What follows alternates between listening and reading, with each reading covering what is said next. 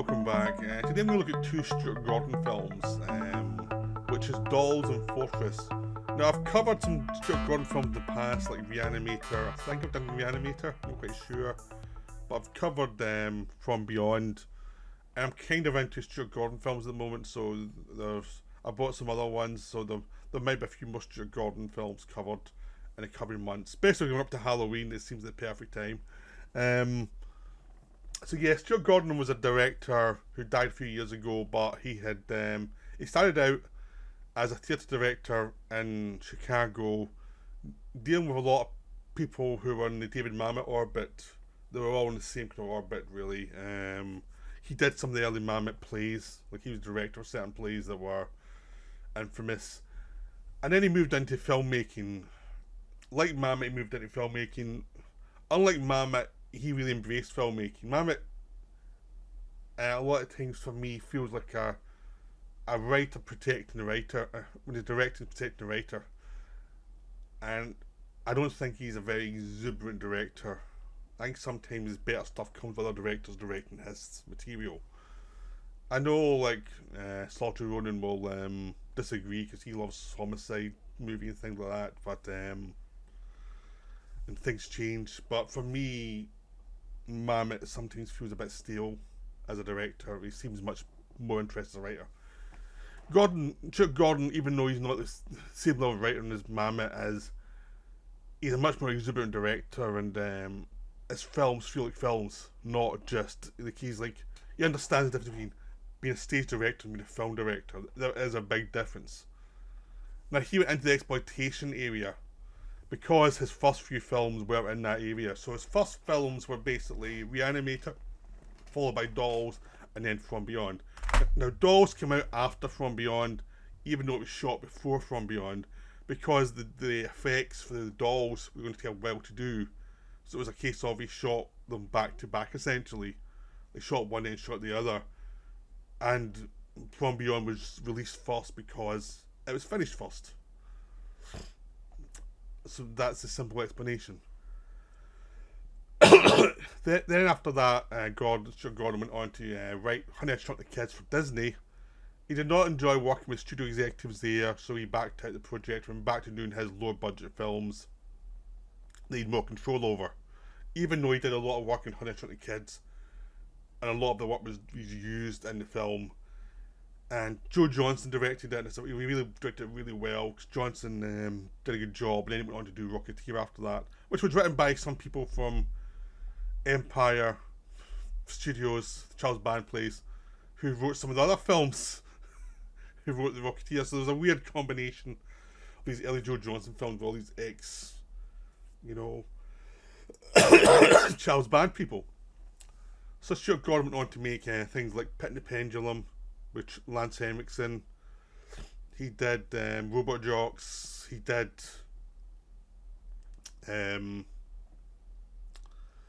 Space Truckers. Of course, I'm blank now. He did things like Dagon, and then basically after that, he kind of retired from making those exploitation films and went on to do stuff like Stuck and Edmund, which was an adaptation of a David Mamet play, and King of the Ants, which were much more realistic films. So at a certain point, he stopped making fantasy stuff, but he did it for a while, and he did it well. I mean, the films I'm covering are Dolls and Fortress. Fortress came in the middle between Pit and the Pendulum and Space Truckers. It came out, it did well. It got a sequel years later without Stuart Gordon being in it. I mean, Stuart Gordon also made some films for TV as well, like Daughters of Darkness, and there was another one about a strange suit with Edward James Olmos, but he did.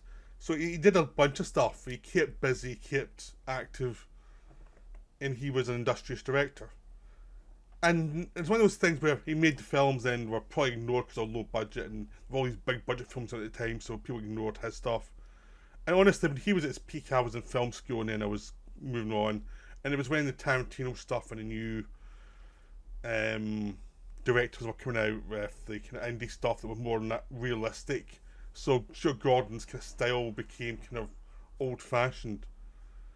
But because we're pulpy, we're obviously pulpy and cartoonish.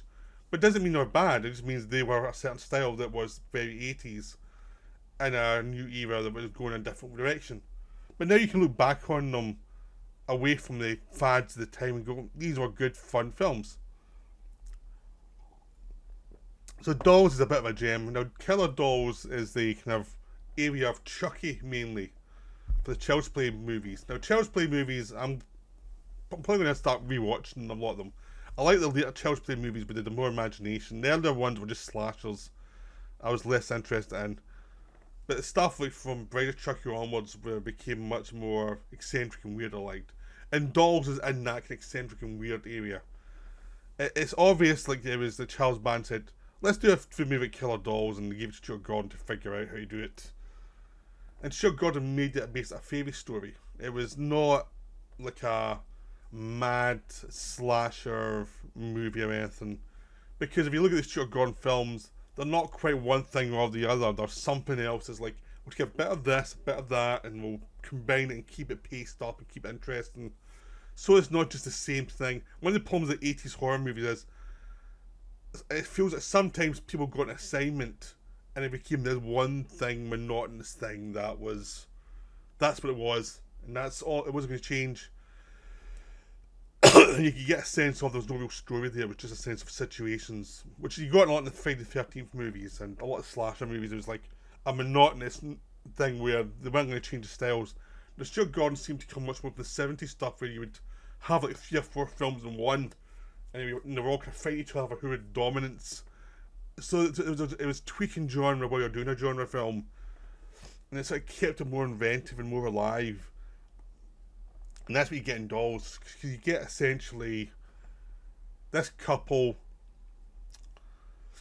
Basically, it's a wicked stepmother, a weak father, and a child, which is a very fairy story to kind of set up. Get lost in the woods in a car, and they just get lost. The fog comes down and finds his house. They go to the house, and there's this old couple there, very Hansel and Gretel, and there's even have a character reading Hansel and Gretel. And they say, "Oh, you can stay the night. We're fine. You get lost. That's fine. It's a hard place to deal with this area, so that's fine. We'll feed you and we'll let you go the next morning." Obviously, something's up. And then basically this other guy comes in called Ralph, and he picked up 2 hitchhikers we saw at the beginning of the film, and these are 2 punks who are just horrible girls, just horrible people, and the actresses love it. The actresses love playing 2 obnoxious punks, and they're brought in as well when they get fed, and it was like, and so basically just go to your rooms and sleep, and we'll see you tomorrow morning. Of course, does anyone sleep? No, of course not.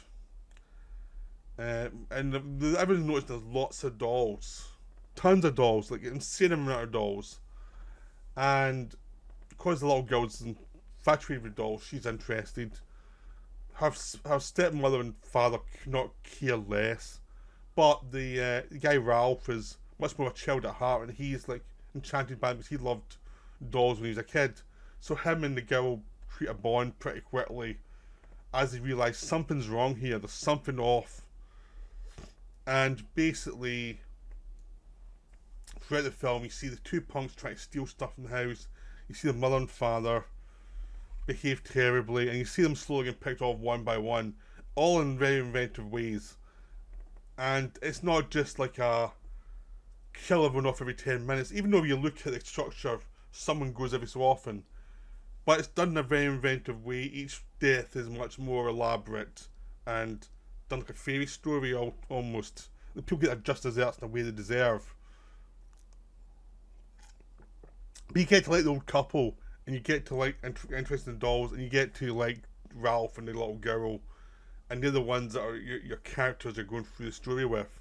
And then because the film's only like 75 minutes long, it doesn't have a chance to outstay its welcome. It's like you get in, you get out.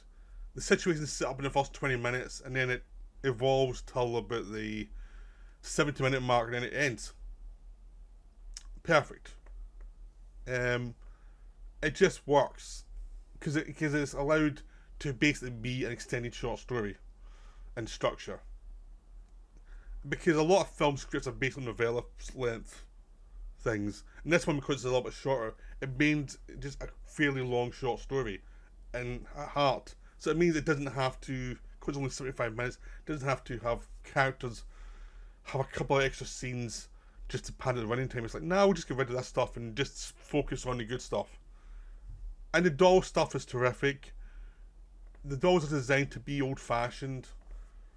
And as you find out more, they have a much more supernatural tie to the people who come to the house and people that adjust desserts in perfect ways, and it's all just done really well. I don't want to explain everything about it. It's just like, it's just well done. It just understands exactly what film it is, what it's about, what the audience should get from it, and it just understands that, and it's like, okay, here it is. This is what you're doing, the film. And it just works.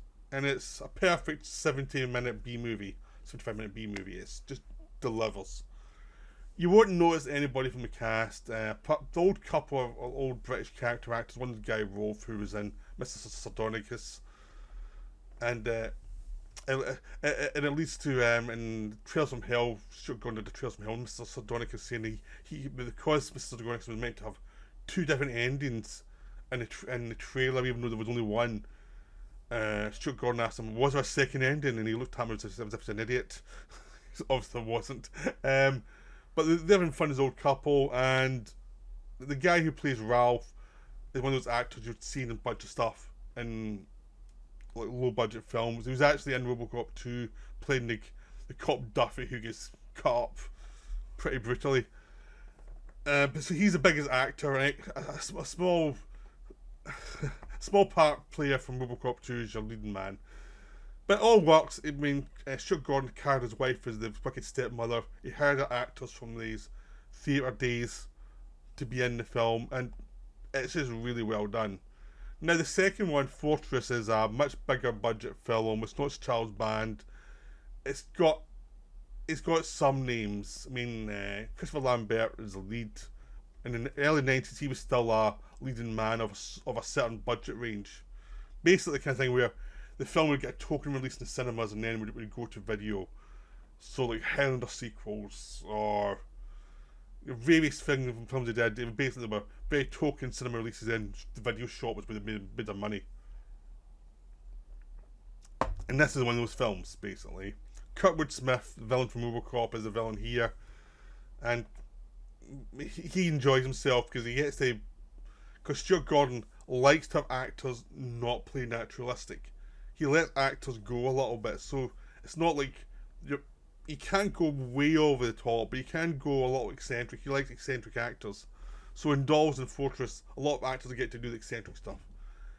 In this film, Christopher Lambert has to be the serious guy who's tortured and who's gone through a lot of pain. But everyone else gets to have eccentric characters. So you have Vernon Wells from Road Warrior playing the kind of vicious prison bully, and he's having a ball. You have Jeffrey Combs, who's a regular for Stuart Gordon, as the kind of genius guy with big glasses, and he's chewing every bit of scenery he can. You've got a bunch of other actors who you'll recognise in the pack as like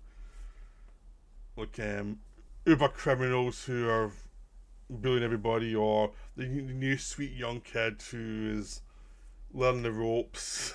Things like that have to be set up. His wife, Lambert's wife, is also in prison because even though Lambert was a war hero, he and his wife wanted a child, and because they had a miscarriage, that was a one child per woman policy because of overpopulation. And then she get pregnant again. They try to escape over the border. They get caught. They're both in this super prison.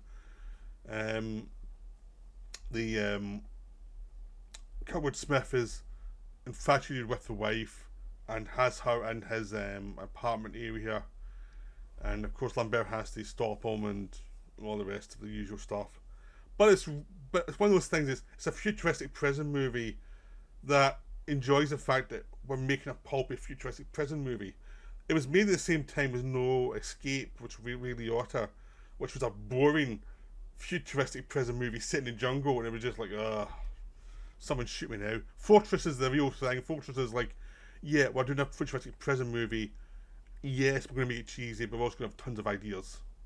So there's lots of stuff about robotics, how robotics are going to evolve over time, and how people's choice are becoming more limited because of the new AI stuff, and how it's going to evolve, and how human beings are going to evolve and through the AI, and the military, how the military is going to evolve, and how like basic mechanics and human beings are getting melted together, and the human beings are getting left behind for these other mutations are taking over.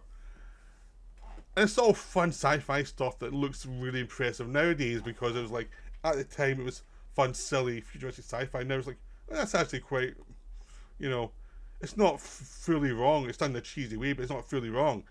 It's full of stuff that we are worried about now. And so it's fairly much a case of, it's a smart, dumb movie. Something the way Starship Troopers was, where it's like it appears to be dumb, but it's actually smart than it seems. It has some interesting stuff for Christopher Lambert's character. Halfway through, almost gets lobotomized because he stands up to Kurtwood Smith so much that he ends up going to this thing where he ends up getting trapped in his own dreams. For a good 20 minutes of the film, your lead character is out of the film, and it's all the supporting characters, like the guy who's working for Kurtwood Smith, hoping for a parole, and he knows he's never going to get it.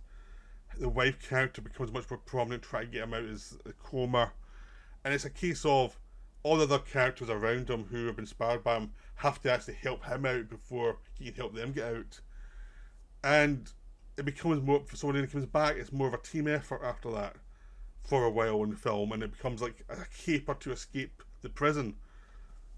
And so all the characters, even though they're very broad, they all have a place in the film, and it's all enjoyably done because of good character actors doing it.